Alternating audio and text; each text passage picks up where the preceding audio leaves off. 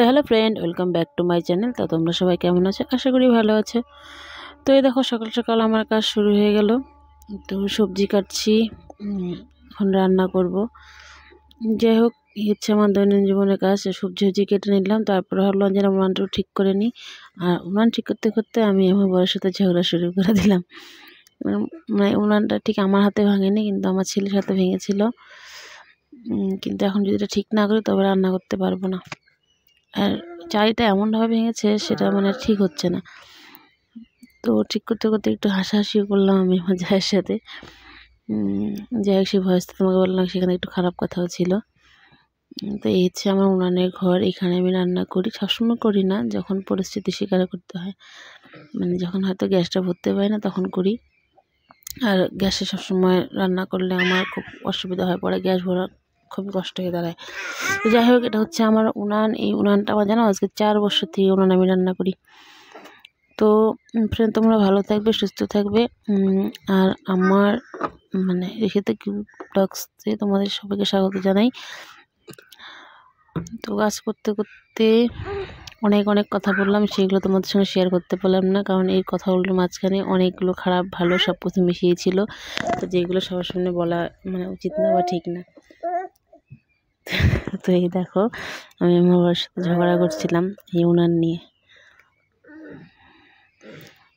সকাল সকাল মানে বাসি মুখটা এখনো ভাঙেনি, যে আজকে সকালটা আমার ঝগড়া দিয়ে শুরু হয়ে গেল। হয়তো রাতটাও ঝগড়া দিয়েই কাটবে। তো চলো এগুলো করে তারপর সবজি কাটবো। কেটে মানে তখন বললাম না, অর্ধেক কাটতে কাটতে আর মানে কাটা হয়নি।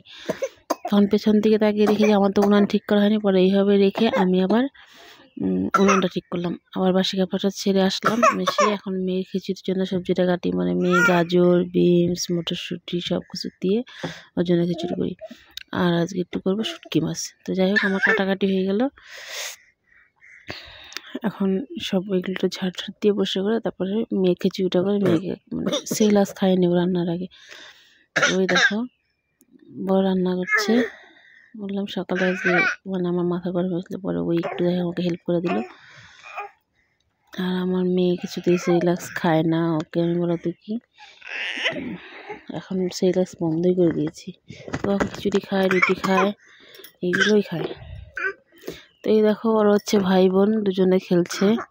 মানে এই বাইরে বারান্দায় ফর্ম পেতে দিয়ে দুজনকে খেলতে দিই। আর ছেলে একটু অসুস্থতার কারণে কন্ট্রোল করতে পারে না, তবু আমি একটু পয়সা দেখে যাই। মানে এখান থেকে দেখা যায় আমার বারান্দাটা, অনেকটা ডিস্টেন্স, তবুও দেখা যায় এক উঠান থেকে উঠান। তো বললাম যে চলো ডাল করি। তো এই দেখো রান্না করতে চলে আসলাম। আর উনানটা ভিজা ছিল, তো তাই একটু জালটা ধরাতে খুব অসুবিধা হয়ে গেছে। এই একদিকে আমার ভাত হয়ে গেছে, আর এদিকে ডালটা সেদ্ধ হয়ে গেলো। এখন আজকে করবো হচ্ছে মুসুরির ডাল আর হচ্ছে মানে শুটকি চচ্চড়ি। তো ডালটা ফোড়ন দিয়ে শুটকিটা করব। তারপর গ্যাসের ওইদিকে মেয়ের খিচুড়ি বসিয়ে দিয়েছি, ও খাবে খিচুড়ি। তো ভয়েসের মাঝখানে মেয়ে একটু কথা বলছে, কিছু করার নেই, কারণ আমার মেয়েটাকে রাখার লোকের খুব অভাব, বাড়িতে কেউ নেই।